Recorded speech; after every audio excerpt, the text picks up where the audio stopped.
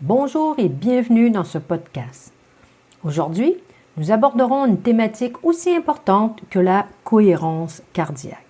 Mais comment ce concept est-il abordé en neurothérapie? Dans cet épisode, nous explorerons de manière approfondie la cohérence cardiaque, la variabilité de la fréquence cardiaque et le biofeedback dans le contexte de la neurothérapie. Nous examinerons de près la cohérence cardiaque, qui est un état physiologique dans lequel le rythme cardiaque est régulier et harmonieux, caractérisé par une fréquence cardiaque cohérente. Cet état est connu pour réduire le stress, favoriser la résilience émotionnelle et cultiver un sentiment de calme et de stabilité mentale. La variabilité de la fréquence cardiaque, sous l'acronyme VFC, quant à elle, est une mesure de la variation entre les intervalles de battements cardiaques.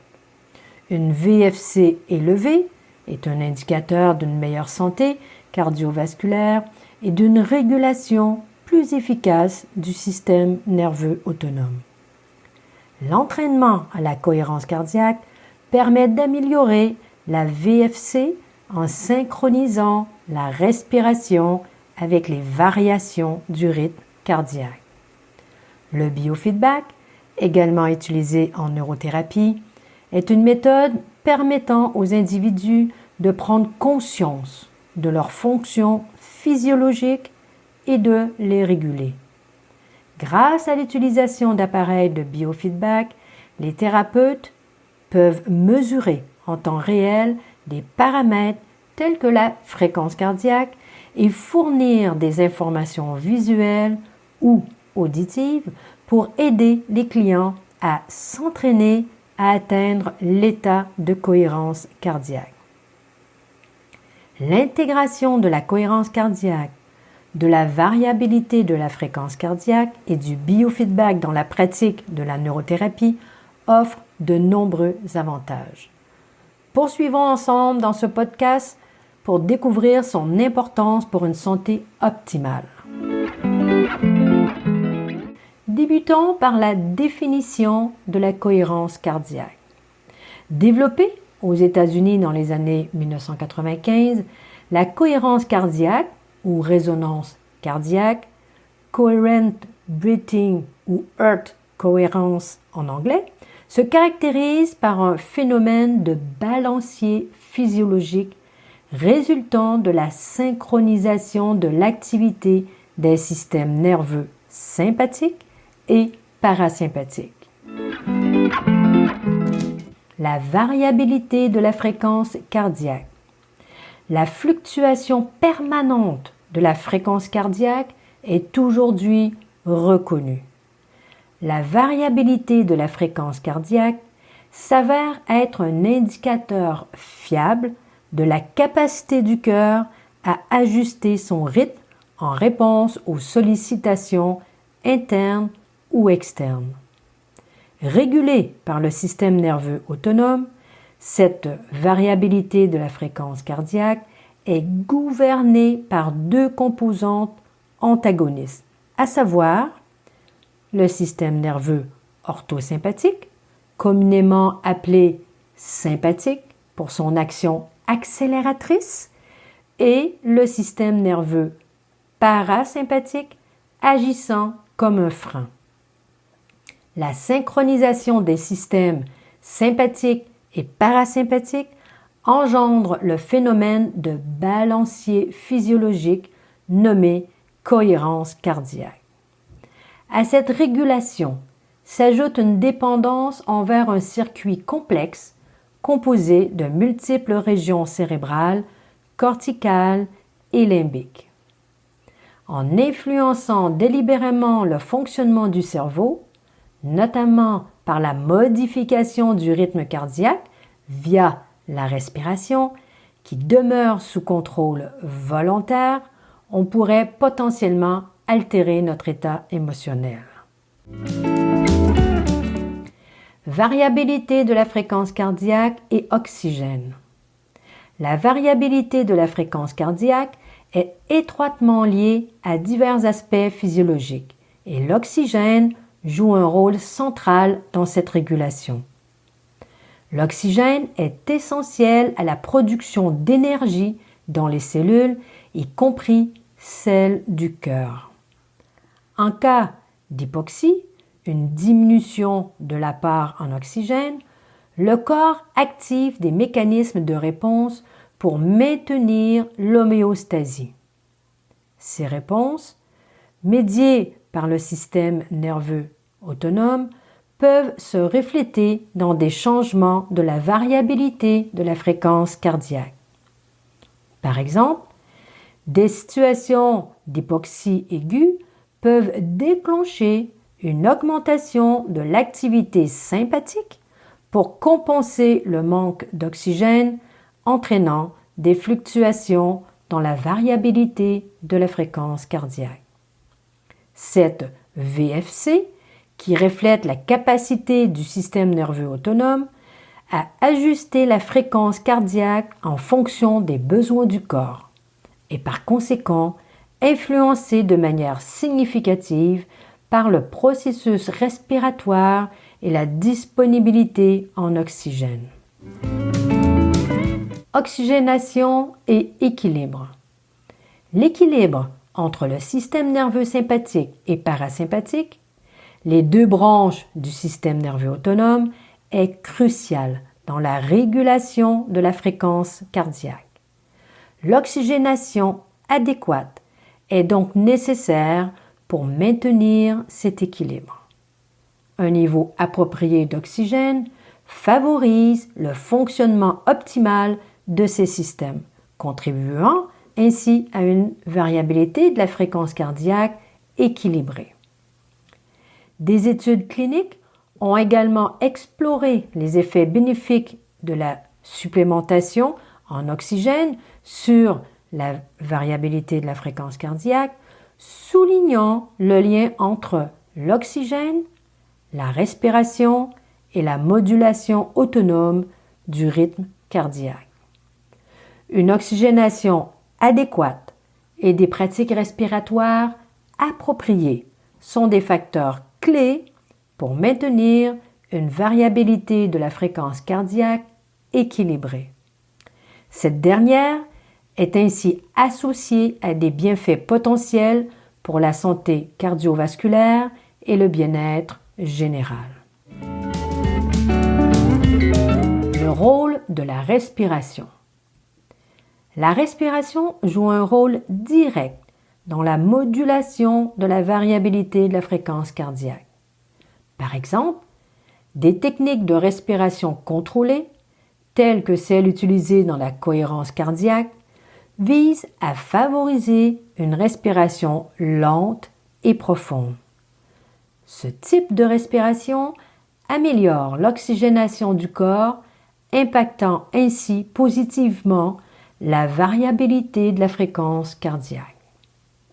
Des études ont montré que des méthodes de respiration spécifiques peuvent contribuer à une augmentation de la variabilité de la fréquence cardiaque, indiquant une réaction bénéfique du système nerveux autonome.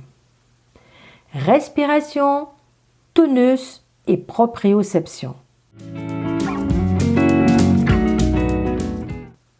Proprioception. La proprioception est la capacité du corps à percevoir et à comprendre sa position, ses mouvements, ainsi que les contractions et étirements de ses muscles et articulations. Elle permet au cerveau de recevoir des informations constantes sur la position des muscles impliqués dans la respiration, tels que le diaphragme, le muscle principal de la respiration, et les muscles intercostaux. Ces informations aident le cerveau à ajuster et à coordonner les mouvements respiratoires de manière précise. Un exemple concret de l'importance de la proprioception dans la respiration se manifeste lorsqu'on porte attention à la sensation du mouvement du diaphragme pendant l'inspiration et l'expiration. Selon Stanislas Dehaene, psychologue cognitiviste et neuroscientifique français, la proprioception joue un rôle essentiel dans la conscience de soi, en particulier dans le contexte de la respiration. En somme, lorsqu'on comprend comment notre cerveau utilise les informations provenant de la proprioception pendant la respiration, on appréhende mieux la manière dont notre corps contribue à notre perception globale de l'existence. Conscience respiratoire et musculaire. Au-delà de son rôle essentiel dans l'apport en oxygène et l'élimination du dioxyde de carbone, la respiration joue aussi un rôle significatif dans la régulation du tonus musculaire. Le tonus musculaire est cette contraction de base habituelle des muscles striés lorsque le corps est au repos. La manière dont nous respirons peut influencer directement le niveau de tension dans nos muscles. La focalisation sur les sensations musculaires et articulaires associées à la respiration permet une connexion plus étroite entre le corps et l'esprit. Respirer en conscience implique de comprendre les mécanismes neuropsychophysiologiques sous-jacents en intégrant des pratiques spécifiques pour optimiser cette fonction vitale. Comme le fait de prendre conscience que l'engagement volontaire du diaphragme favorise une expansion maximale des poumons. Lorsque vous respirez consciemment et que vous ressentez l'expansion du diaphragme vers le bas pendant l'inhalation et sa contraction vers le haut pendant l'expiration, vous mobilisez la proprioception. En résumé, la conscience corporelle fine de ce qui se passe pendant que vous respirez facilite la coordination des muscles respiratoires et permet d'ajuster la profondeur et la fréquence de la respiration en fonction des besoins du corps. Se détendre pour respirer. Toutes les techniques de relaxation, quel que soit leur objectif, agissent en premier lieu sur le tonus musculaire et visent à sa régulation. Notre façon d'être repose en permanence sur un fond tonique qui concourt à constituer notre profil, notre type personnel. Au niveau physiologique, la respiration traduit aussi les fluctuations des situations et des relations dans lesquelles on se trouve engagé. Des études scientifiques ont démontré que la pratique régulière de techniques de respiration contrôlée peut avoir des effets positifs sur le bien-être général. En réduisant le tonus musculaire et en favorisant la détente, ces pratiques peuvent contribuer à atténuer le stress et améliorer la qualité du sommeil. En réduisant le stress et en optimisant la détente, une respiration contrôlée à travers la cohérence cardiaque peut favoriser un état mental propice à l'assimilation des informations. Des recherches suggèrent que des techniques de respiration spécifiques peuvent améliorer la concentration, la mémoire et les performances cognitives. En intégrant consciemment la respiration et la cohérence cardiaque dans notre quotidien, nous avons la possibilité d'optimiser notre santé physique et mentale de manière holistique.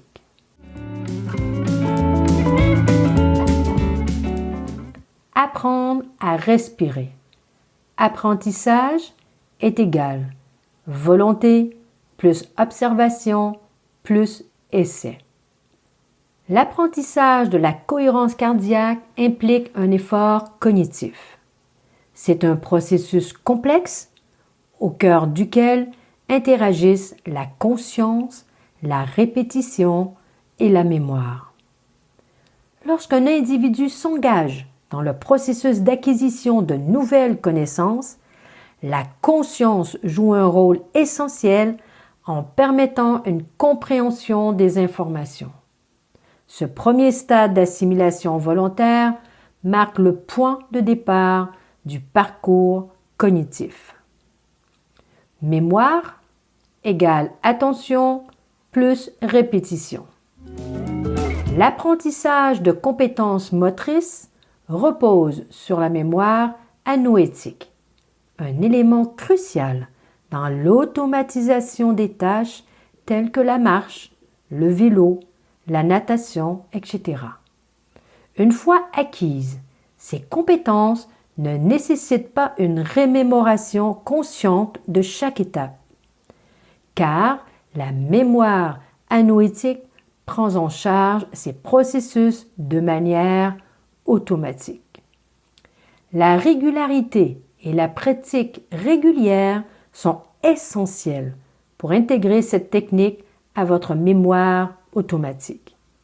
La répétition intervient alors en tant que stratégie pour renforcer cet apprentissage.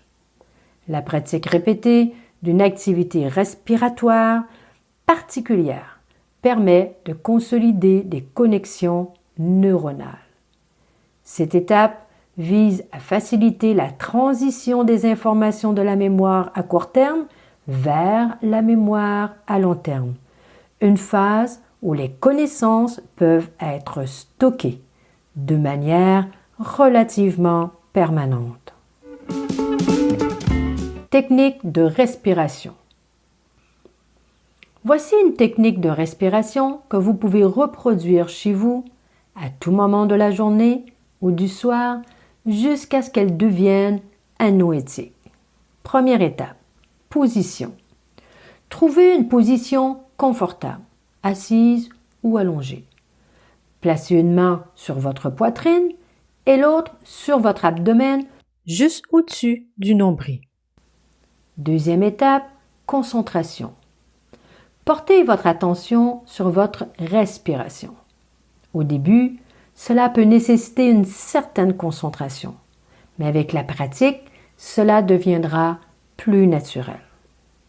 Troisième étape, inhalation. Inspirez lentement par le nez, en vous assurant que l'air se dirige vers votre diaphragme, le ventre. Vous devriez sentir votre abdomen se gonfler sous votre main, tandis que votre poitrine reste relativement stable. Quatrième étape, exhalation. Expirez doucement par la bouche en contractant légèrement les muscles abdominaux pour expulser l'air. Vous devriez ressentir votre abdomen se dégonfler.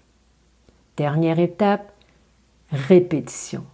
Répétez ce processus en vous concentrant sur l'expansion et la contraction de votre abdomen.